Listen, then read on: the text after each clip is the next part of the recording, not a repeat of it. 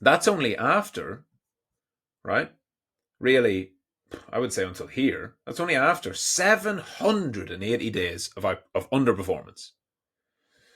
And you see the last bull run, right? From it bottomed out in the 2020. Well, I mean, I would class all this as outperformance, but you did eat a big drawdown. So I'll call it from the start of 2021. Solana outperformed for 250 days, right? And then went back to underperformance. And so now we've started from this breakout here. I'll not go from the bottom. Well, to be consistent, I guess I should. I'll go from this bottom because we had to move up. Full retracement's the same as over there. So since that bottom here, Solana has had almost 200 days of outperformance so far against BTC, and a total of 637, right? This is like the exception. And then if you go to ETH BTC, and you look at ETH, not now, you look at ETH back on the previous cycle, ETH had even longer outperforming against Bitcoin and slightly shorter in underperformance, right? So ETH underperformed, well, no, actually, that was still pretty significant, 800 days. But then it bottomed out and it was up, higher low, up, higher low, up, higher low. So it outperformed Bitcoin all the way here, even through the consolidation. And all the way up to the eventual peak, which again was 800 days. So everyone who's looking at Solana, it's much better to compare Solana this cycle to BTC of last cycle, or to ETH BTC of last cycle, right? So even though Solana, it's got whatever, coming towards this 200 days, oh, and is it only got another 50 days? Unlikely. It's also unlikely that it makes a new all-time high against Bitcoin, because altcoins almost never do that. I wouldn't be surprised if it does that. Solana is definitely a big growth, a big grower for this cycle and a big new narrative. Not new, but like returning narrative with strength, right? The community has stuck around. But I'd be looking at it to reach this level. That's where I would really say Solana's probably done, right? And so there's plenty of room for it to go, obviously. And it can outperform or perform against Bitcoin quite well. And that's another basically 100%, right? So that's 100% in the ratio. So if Solana's at $100, Bitcoin's at 42K. If you imagine Bitcoin goes to 100K, that's 2.5x roughly, right? Which would put Solana at 2.5x times 2, because it's going to outperform it by 100%. If Bitcoin went to 100, Solana, all things being equal, will go to 250. That's if the ratio stayed here. But if the ratio also rose by 100%, then Solana will go to 500 if Bitcoin went to 100K. And this is why it's really important to always factor Bitcoin in. Bitcoin needs to grow for all these things, and the ratios, the relative performance is super important. Solana will not just go to $1,000 a coin in a vacuum. It's relative to the market. Why? Because the total market cap is dependent on Bitcoin. It's Bitcoin that leads it. If Bitcoin goes to 100,000, that's a $2 trillion coin by itself. The total market cap then of crypto can easily surpass 3 trillion and go even to 4, right? And maybe even to 5.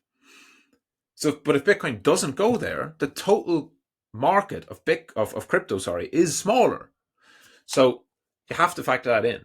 A lot of people are like, Solana, $1,000, fuck Bitcoin, fuck Ethereum. No, not fuck them. You want them to all grow. They'll all have their moment, just like Solana had its moment in the second part of the bull run, right? So Solana had its big run after ETH had its main run. ETH's main run was in May, right? ETH's main run was in May of 2021. And then we had Solana, which is just a beautiful chart to compare. Solana did well in 2021, May, but ETH done really well. ETH smashed it. That was ETH's blow off top. Now, ETH then grinded back up, made new high, just like Bitcoin. But Solana went insane. This is what you're looking for. This is how you play a market cycle. You ride the early leader, right? And then later in the cycle, you play not catch up, you play the late growth, which is probably some coin that's only launching now or has launched recently. Maybe it's one of the Celestia or whatever. And keep an eye on this, by the way. If when you see me talking about Solana to all-time high, the reason I think Solana go to all-time high so soon, along with Ethereum, along with Bitcoin, is because they are more likely to run early. The quality stuff goes early in the cycle. Later in the cycle, it's not trash. Trash goes at the very end. But later in the cycle, it's where you see the lower, or how to call it, the lower cap stuff that's playing sort of catch up, I guess. Catch up is the best word for it, right? And so that's what you're looking at. That's the relative performance. What's going to be? We know Solana is the Ethereum of this cycle. That's what Solana is going to be. And so Solana is going to do this probably early-ish in the cycle. But remember, we're only in relative terms, we're only like way over here. This all happened in 2021, which if the 4-year cycle holds true, this isn't until 2025. We're only going into 2024. Now, it does seem like we're speed running the market because you're looking at like Solana over here looks very much like Ethereum did over here, which is 2021. So maybe we're a year ahead, right? If this was where we're at now, kind of, I think, which I think the closest analogy is here, and I'll put them side by side so you can see it. I do think we're having a faster cycle. I do think that, and I do think that we're about a year ahead, judging by that, which means that we're sort of around here. Okay, Solana's had this move, and this is Ethereum here. So if you look at it like that, right, it's never going to be perfect, but that's kind of the closest comparison that we would have. Where it sort of grinds up and rallies up, breaks out, and then just keeps climbing. Grinds up, rallies up, breaks out, and then just keeps climbing. So it just fucking climbs and climbs and climbs, and then away it goes to the moon. And if it follows that, you can see where it's going to push to, right? And that's why I think, we can grind up and grind up and grind up into Q1, and then fucking Solana can just smash the all-time high, and then have a big drop off, and everyone thinks it's done, and then it grinds up again, and maybe it goes like 500, and then that's it. That's the bull. This sort of thing is what's on my mind, because all the, there's so many similarities from Solana and Ethereum, just one cycle apart. And it's not, I used to be kind of bearish on this idea. I used to be like, it's not going to just follow Solana. It's not just going to follow Ethereum. Like, I was like, it made sense, right? In terms of, I can see why people would bid Solana as if it's the new Ethereum. But I was like, but is there really enough there? Is that strong enough as a reason? But what is true is that Solana is exactly a cycle behind Ethereum in terms of adoption. So from market cap wise, Ethereum was almost exactly, Ethereum was 100 billion at the start of last cycle, right? Or sorry, the Ethereum peak in 2017, 18 was about 100 billion. Solana's peak last cycle was about 80 billion, 85 billion. So they're roughly equivalent. Ethereum then went to 500 billion in its next cycle, 500 billion.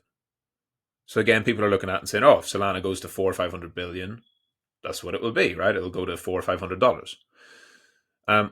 But the adoption, the growth, the amount of apps being built, the developer community, all of that is also the same number of years behind. And the reason we're having faster cycles, slightly faster, is because tech develops faster, right? We've got now AI coming, but everything is exponential in tech. So you can't say, this is like people who thought that because of the dot-com bubble, like this is one of the worst. Here's a really good example. I showed this yesterday. I'll finish with this. You have to understand the development of tech is exponential. So people looked at this and said, dot-com bubble, you have to go to a monthly chart to show it, right? Dot-com bubble, Amazon and all these ones didn't make a new high for what is it? 15 years, right? That's what you're in for, crypto idiots. But it's not. Because if you look at this run up and then you look at Nvidia, which is the most recent example, and I showed this, here we have it, right? This was the exact same. This was the exact same market cycle playing out. This was just your perfect, literally perfect psychology of a market cycle, where you run up, you're early adopters, blah blah blah. Then you start to move up, blow off top, complacency bounce all the way down. Early adopters, blah blah blah, runs up, blow off top, complacency bounce all the way down. But what does Nvidia do? It doesn't go into a 15-year bear market. It speed runs the next leg because it's in this massive growth phase due to AI. And it's going to grind around. We're going to have a bigger blow off top and probably an even bigger crash when it all comes down. And Nvidia will fucking go, I would think, same thing again, right? Which grinds up and up and up. And then boom, blow off top, complacency bounce, all the way back down. And there we go. Back to fucking zero.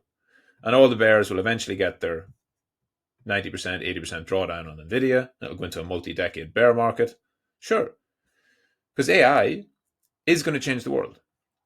But people will overvalue Nvidia massively in the next couple of years. And then it'll go down after. I don't know how far it goes. Like, this is only a 2x in price. I don't know. Maybe it goes even crazier. This is AI. This bubble is going to be unfucking believable. But the point of that is, you can see how the tech bubble came back so fast. And people showed this with Bitcoin and Ethereum in previous cycles, right? We had this exact same thing, blow off top, complacency bounce into a bear market, but it's 2 years. It's not 15 years. Because everything moves faster. If there's genuine tech there, which there obviously is in crypto, and there's genuine big money coming in and capital from the biggest players in the world coming in, which there is, you're not going to have these super drawn out bear markets until the end. And for Bitcoin, let's just say for crypto, but we'll say for Bitcoin, if you look on a log chart, it's the last thing I think, and then I'll really finish, is that Bitcoin will eventually have its biggest move and reach some massive point of, whatever it is. It'll reach this kind of tipping point where it is actually finally overvalued, and then it'll go into probably quite a lengthy period of not underperformance, but just that, and eventually find whatever the value is. And this is years and years and years and years and years, and eventually it'll just flatten out. And then slowly, probably it'll like rise over time as we go on and on and on. It becomes more and more valuable, just like gold, right? If you look at gold, the course of history, right? So gold had its big markups and then really did nothing there from 2011 until now. So like that's a 10-year dead period. But that's because 13 years actually. That's because gold had found a pretty fair value. This super cycle phase was the hypergrowth. This was like from 01 to 11. So this was like 10 years. Bitcoin is however many years in, 14, 15. And it's had this part, right? It's had its first big leg. It's had its second. So if you look at BTC, it's kind of just had its first, if you look at it from that perspective. But the problem with Bitcoin is it was growing from like zero. And so it has hyper growth, its next phase. And we're sort of getting to this point now where it's going to reach this level and push beyond it. But we don't know where that's going to be, right? That could be 100, that could be more. I don't know. I just know that the adoption, the rate of growth is just accelerating, which is fucking good for our bags. But there will be, this is the point, just like Solana, Ethereum, just like all these, the relative performance, you can play it right and play it well. Because after it all, there'll be a big period of underperformance. I'm the biggest Bitcoin bull you'll ever meet. But I understand that by 2024, 5, 6, whatever it is, if we get more printing and all this madness from the governments, Bitcoin is going to go way over its fair value in the short term, because that's what bubbles are. That's how it works. And so even if it goes to 250K, you're still going to have to sell if you're timing, right? If you're trading and timing the market, because it will then drop back to probably 100 or 50 or 70 and then go back up, but it could spend 10 years between 100 and 250. Right? The maxis who don't understand really mean reversion, or they just don't want to. They just think Bitcoin should always be higher and higher and higher. They'll understand that, short term, if it goes to 250, just like going to 15 was too cheap, going to 250 is probably too expensive in a short time frame. And that can lead to multiple years of underperformance. And so if you're happy to hold all your net worth in it, sure. But if you're a trader like me, you probably aren't. So GM, see you all later on the live stream.